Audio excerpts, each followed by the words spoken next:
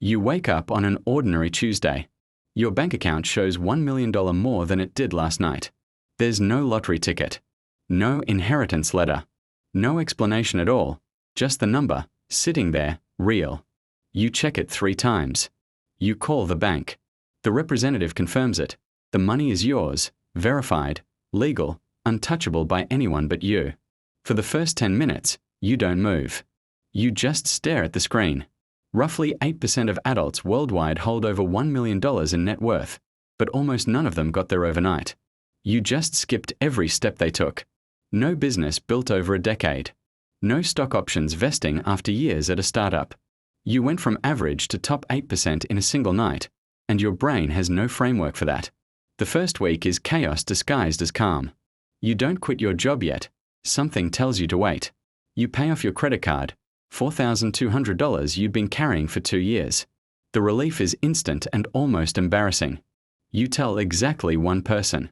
Then you watch your hand shake when you almost tell a second. Financial counselors who work with sudden wealth recipients report a brutal pattern. A large share of lottery winners burn through their winnings within a few years. You start reading about every one of them. The boats. The lawsuits. The family that stopped speaking to them. You realize the money isn't the dangerous part. The decisions are. You make a decision. No big purchases for 90 days. You open a separate account just to watch the money sit still. You read about index funds for the first time in your life. You learn the phrase compound interest actually means something when the number has 6 zeros behind it. Month 3, you move $700,000 into a diversified portfolio. Historical S&P 500 returns average close to 10% a year before inflation. That's roughly $70,000 a year, doing nothing while you sleep. You keep $200,000 liquid for emergencies and opportunities. The remaining $100,000 becomes your stupid money, the part you're allowed to enjoy without guilt. Year 1 ends quietly. Your portfolio sits near $1,090,000. You haven't bought a yacht. You bought a slightly nicer apartment, in cash, no mortgage. The monthly bill that used to scare you, gone. That single change rewires how you sleep at night. By year 3, the math starts compounding the way you hoped. Your million has grown to roughly $1.3 million through market gains alone, even after living expenses. You add a real estate purchase, a duplex, rented out, generating $1,800 a month. You're no longer just sitting on money. You're running a small, quiet machine that makes more of it. Here's where the climb gets real. You start treating money like a second job, an hour a day, tracking, reading, adjusting. You hire a fee-only financial advisor instead of a commission-based one, a distinction that didn't even exist in your vocabulary a year ago. By year 5, between growth and reinvested rental income, your net worth crosses $1.7 million. The personal side shifts faster than the financial side. Friends start asking, carefully, in roundabout ways, if you could help out with rent or a car repair. You say yes twice. The third time, you start saying no, and you watch one friendship quietly end over it. Nobody warns you that the hardest part of money isn't earning it.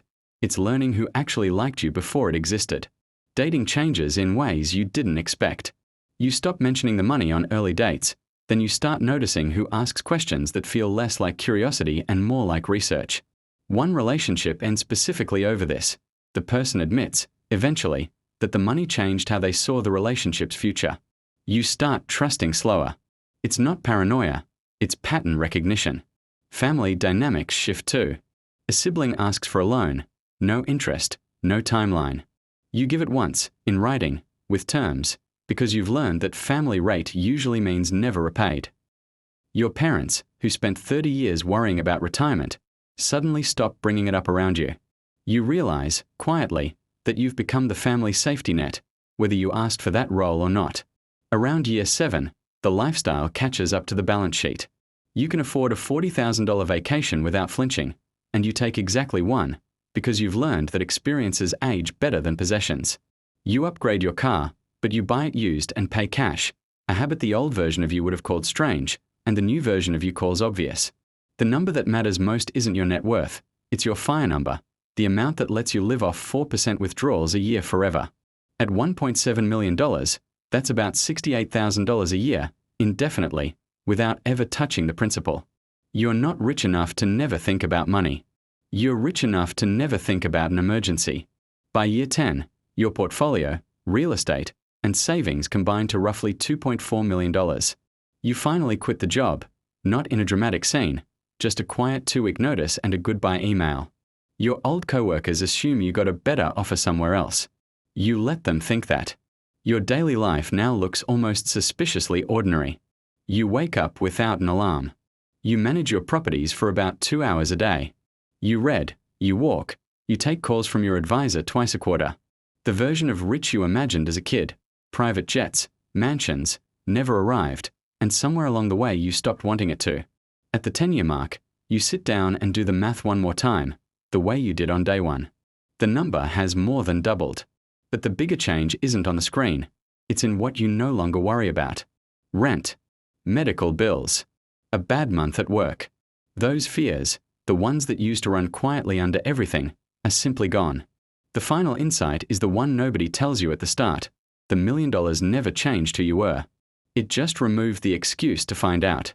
The fear, the ambition, the relationships, the discipline, all of that was already yours.